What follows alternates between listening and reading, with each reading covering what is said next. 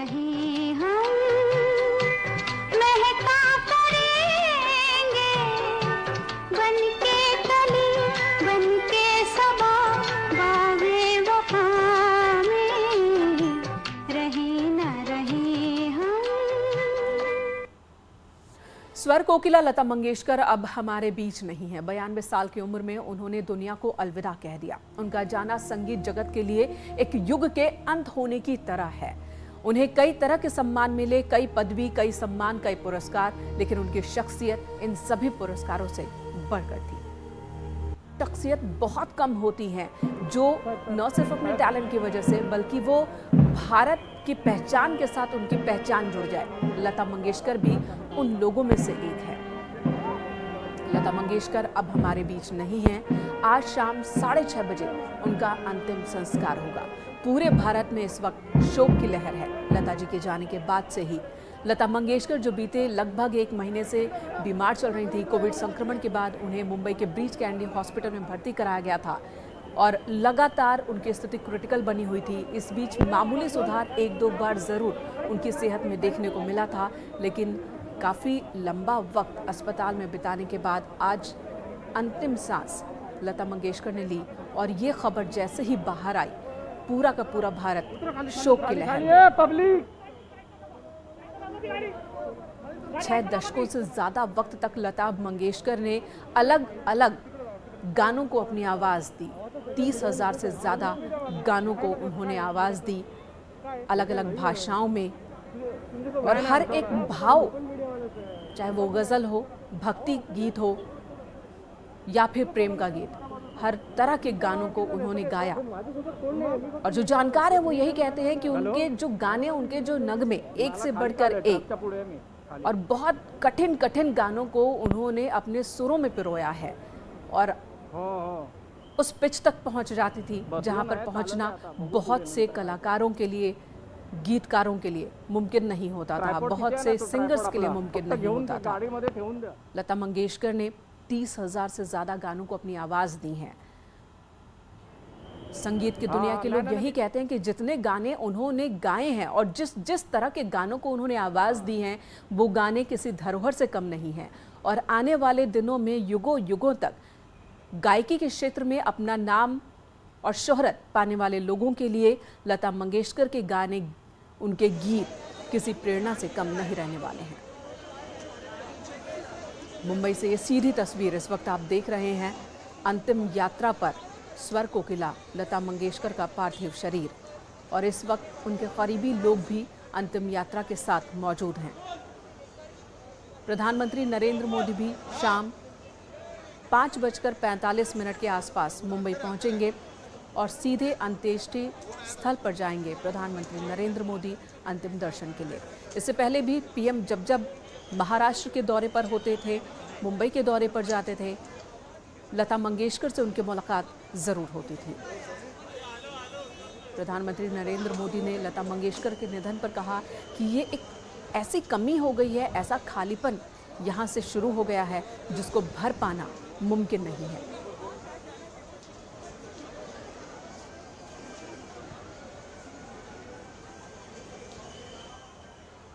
सुरों की लता अब हमारे बीच नहीं है, लेकिन जो गाने उन्होंने गाए हैं, जिन गानों को उन्होंने अपनी आवाज़ दी है, उन गानों के माध्यम से वो हमेशा हमारे बीच ही रहेंगी।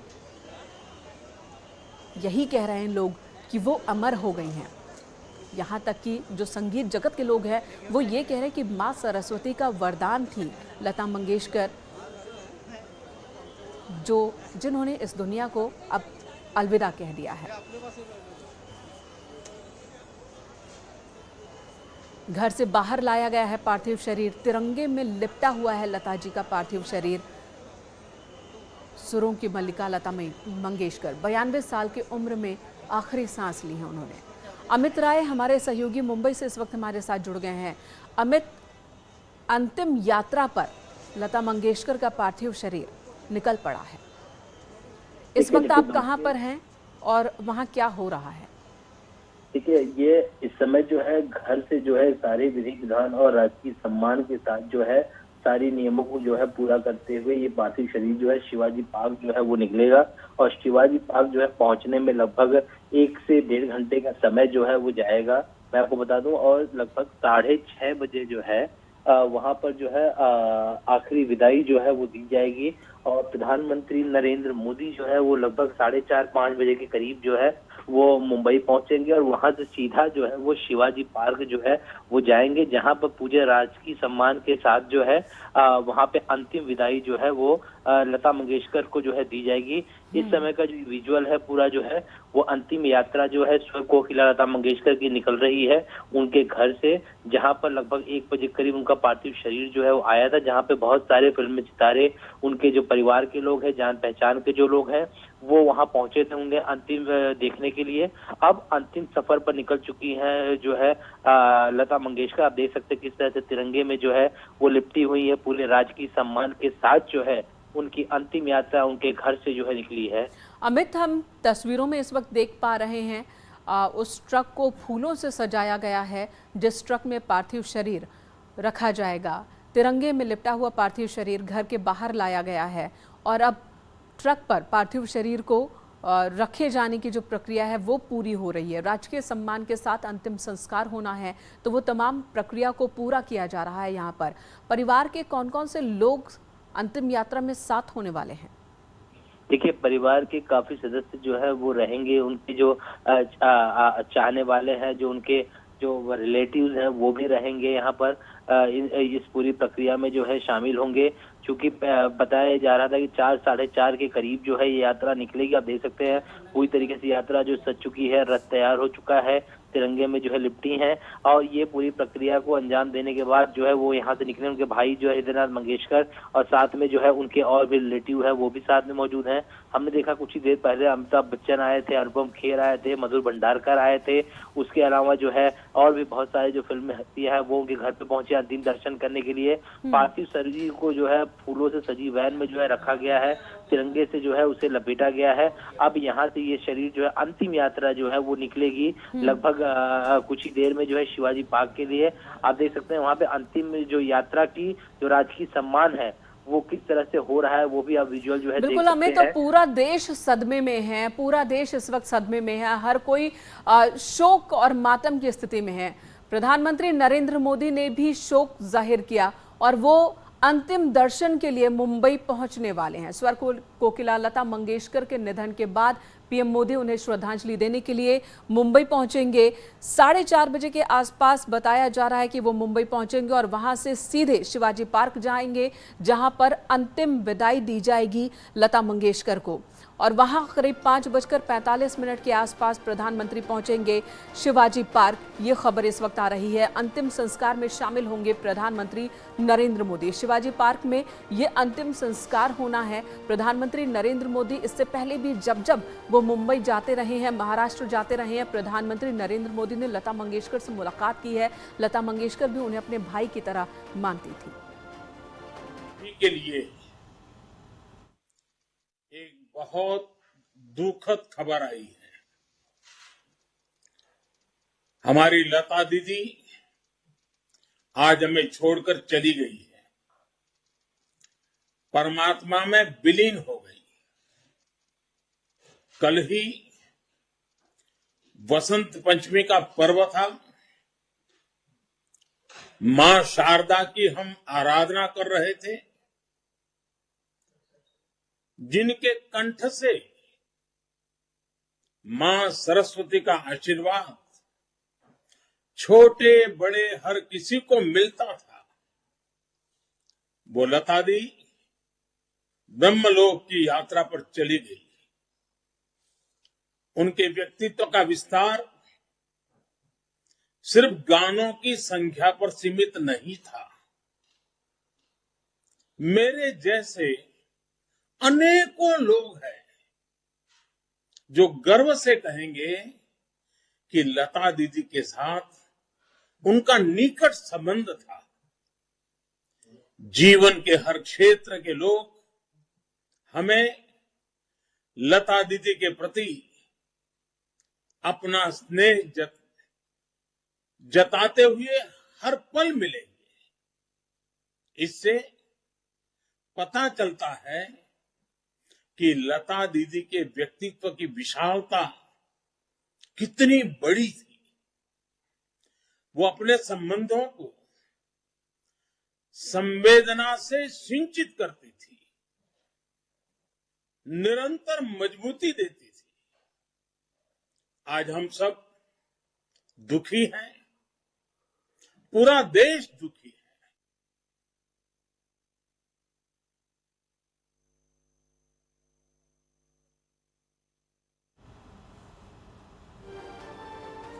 तो सिर्फ गानों की संख्या से या पुरस्कारों की संख्या से लता मंगेशकर के व्यक्तित्व को आंका नहीं जा सकता। पुरस्कारों की संख्या से कहीं बड़ी शख्सियत लता मंगेशकर की, गानों की संख्या से कहीं बड़ी उनकी शख्सियत। ये प्रधानमंत्री नरेंद्र मोदी कहते हुए इस वक्त आप सुन रहे थे उन्हें, और ये दो तस्वीर आपके सामने हैं। दूसरी तस्वीर में हम आपको मुंबई से की सीधी तस्वीर दिखा रहे हैं, जहां पर लता मंगेशकर की एक बड़ी सी तस्वीर के साथ ये ट्रक निकल पड़ा है लता मंगेशकर के पार्थिव शरीर को लेकर अंतिम यात्रा पर। अंतिम संस्कार शिवाजी पार्क में होना है और वहां तक पहुंचने का ये जो सफर है लगभग 1 से 1.5 घंटा का वक्त लगेगा शिवाजी पार्क तक पहुंचने में, ऐसा हमारे सहयोगी ने बताया। जो प्रियजन है लता मंगेशकर के परिवार के लोग हैं, वो अंतिम यात्रा में साथ साथ चल रहे हैं। बहुत सारे लोगों ने, फिल्म से जुड़े, बॉलीवुड से जुड़े, राजनीति से जुड़े कई बड़ी हस्तियों ने उनके आवास पर अंतिम दर्शन किए और अब लगभग 1 घंटे अंतिम दर्शन के लिए पार्थिव शरीर को शिवाजी पार्क में भी रखा जाएगा। प्रधानमंत्री नरेंद्र मोदी भी सीधे वहीं पर पहुंचेंगे और वहीं पर अंतिम दर्शन, श्रद्धांजलि देने के साथ ही अंतिम संस्कार में शामिल होंगे।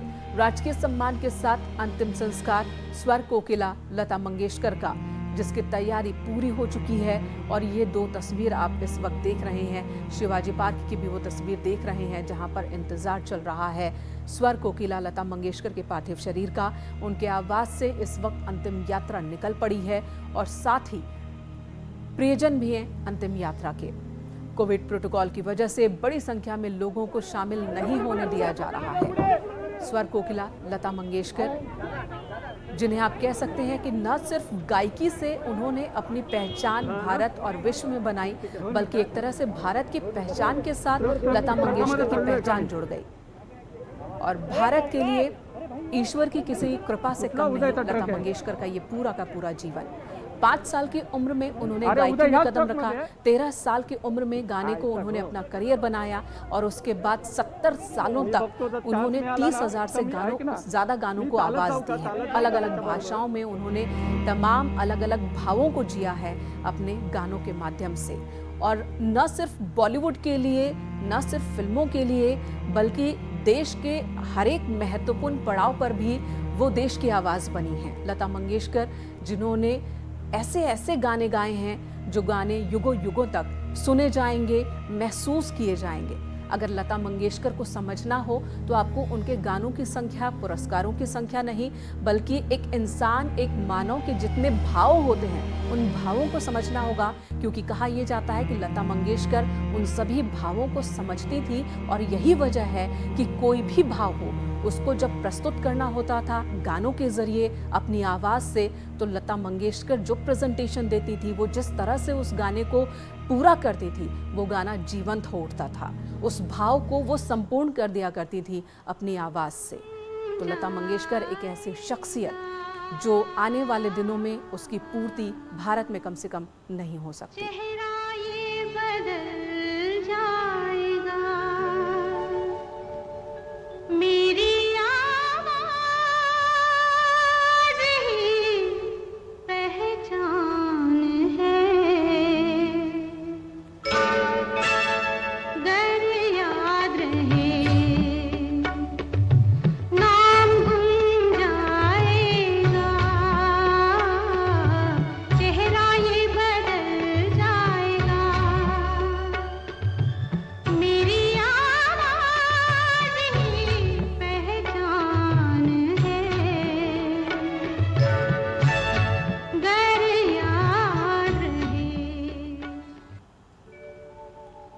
तिरंगे में लिपटा हुआ लता जी का पार्थिव शरीर अंतिम यात्रा पर निकला है और इस वक्त पूरा देश शोक में हैं। 4 पीढ़ियों से ज्यादा के लोगों के लिए उनकी जो आवाज है, करोड़ों दिलों की, आप कह सकते हैं करोड़ों दिल जो लता मंगेशकर के साथ जमा हुए, और उन सबके लिए लता मंगेशकर का इस तरीके से जाना किसी सदमे से कम नहीं है। और मुंबई की सड़कों पर लता मंगेशकर का पार्थिव शरीर अंतिम यात्रा पर निकला है। कोविड प्रोटोकॉल की वजह से लोगों को जुटने नहीं दिया जा रहा है, फिर भी जहां जहां से ये ट्रक निकल रहा है, पार्थिव शरीर निकल रहा है, वहां जो लोग मौजूद वो ठिठक जा रहे हैं। और इस वक्त आपको सीधे लिए चलते हैं करहल, जहां से समाजवादी पार्टी के राष्ट्रीय अध्यक्ष अखिलेश यादव चुनाव मैदान में हैं और इस वक्त वहीं पर वो लोगों को संबोधित भी कर रहे हैं। बड़ी संख्या में समाजवादी नेता और जो दूसरे मंच में हमें दिखाई दे रहे हैं, सभी हमारे जिम्मेदार नेता, सभी हमारे जिम्मेदार नेता और कार्यकर्ता इस कार्यक्रम में उपस्थित बड़ी संख्या में हमारे आदि बुजुर्ग, किसान भाई, माताएं, बहनें, नौजवान साथी और पत्रकार लोग, मैं सबसे पहले इस कार्यक्रम में उपस्थित आप सबका बहुत बहुत धन्यवाद और आभार प्रकट करना चाहता हूं। और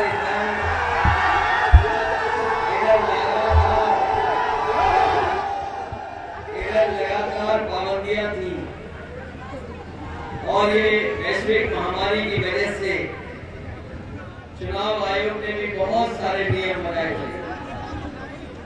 उन नियमों का पालन करते हुए मैं ये कह सकता हूं कि इस चुनाव का सबसे बड़ा कार्यक्रम अगर कहीं संपन्न हो रहा है तो यहाँ पर आज करहल विधानसभा में हो रहा है। जो नियम है उनका हम लोग पालन कर रहे हैं,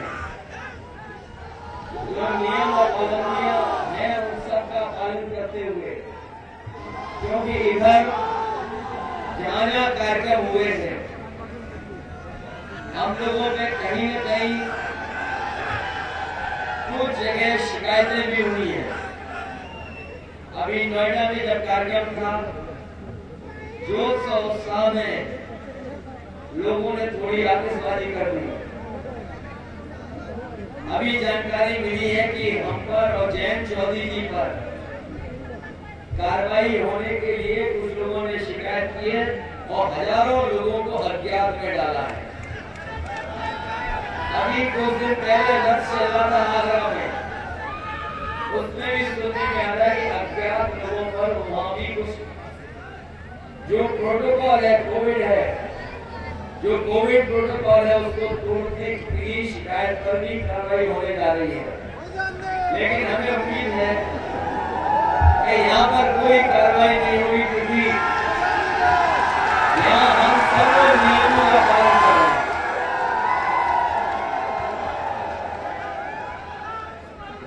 हम सब नियमों का पालन कर रहे हैं, इसलिए यहाँ कोई कार्रवाई नहीं हुई। इधर हम लोगों ने देखा कि वैश्विक महामारी आई, उसके कारण हमें और आपको सबको अपना नाक और मुंह बंद करके चलना पड़ा। और आज भी ऐसा है कि अगर बीमारी से बचना है तो हमें और आपको अपने नाक को मुंह बंद करके रखना है। लेकिन अब चुनाव आ गया है, अब चुनाव आ गया है और ये चुनाव जिस चरण में है वो तीसरे चरण में है। मुझे लगता है कि जिस तरह का माहौल है, जिस तरह का परिवर्तन दिखाई दे रहा है और जिस तरह की हवा चल रही है, पहले चरण में ही सरकार के आंख और कान खुल जाएंगे। जिस सरकार ने अभी तक आंखें और कान बंद कर रखे थे, पहले चरण से ही सरकार की आंख और कान खुल जाएंगे, क्योंकि किसान से लेकर के नौजवान इस बार तैयार है इस भारतीय जनता पार्टी को उत्तर प्रदेश से हटाने के लिए। और ये बात मैं इसलिए कह रहा हूं कि यहाँ के किसानों ने तकलीफ और परेशानी का सामना किया है। यहाँ जितने किसान भाई हैं और जितने हमें नौजवान दिखाई दे रहे हैं, सब किसान परिवार से जुड़े लोग हैं। कोई ऐसा नहीं होगा जो खेत ना हो, खेती ना करता हो। और खेती के साथ साथ ये नौजवान भी उन्हीं परिवारों के लोग हैं। इन्होंने देखा कि किस तरीके से खेती बाड़ी बर्बाद हो गई, खेती बर्बाद हो चुकी है। और जो सरकार ये कह रही थी कि आय दोगुनी होगी, बताओ कहीं किसी किसान भाई की आय दोगुनी होगी? और जब खाद लेने गए होंगे तो बताओ खाद मिली कि नहीं मिली? हमें नहीं लगता किसी को खाद मिली होगी। और खाद अगर मिल भी गई होगी तो आपने देखा होगा बोरी में से धान की चोरी हो गई। कभी कभी सोचता हूँ ये बीजेपी के लोगों ने चोरी कहां से सीखी है? ये जो बोरी की चोरी है ये कहां से बीजेपी ने सीखी है? यहाँ पर जितने लोग होंगे उन्होंने कभी न कभी अपने जीवन में पार्ले जी बिस्किट खाया होगा या पांडे जी का बिस्किट पैकेट खरीदा होगा। यहाँ ये बुजुर्ग लोग हैं जो आपके जमाने में पैकेट मिलता था तो कितना बड़ा पैकेट था। जब पहले पांडे जी का पैकेट मिलता था बहुत बड़ा पैकेट होता था। लेकिन जैसे जैसे महंगाई बढ़ी उसमें से बिस्किट कम होते चले गए, महंगाई बढ़ती चली गई, बिस्किट कम होते चले गए। और आज भी जो पैकेट मिला है कीमत वही है, लेकिन उसके अंदर बिस्किट उतने नहीं है। हमें ये लगता है कि भारतीय जनता पार्टी ने बोरी की चोरी अगर कहीं से सीखी है तो पांडे जी के बिस्किट पैकेट से सीखी है। अभी इधर मुख्यमंत्री जी कह रहे हैं कि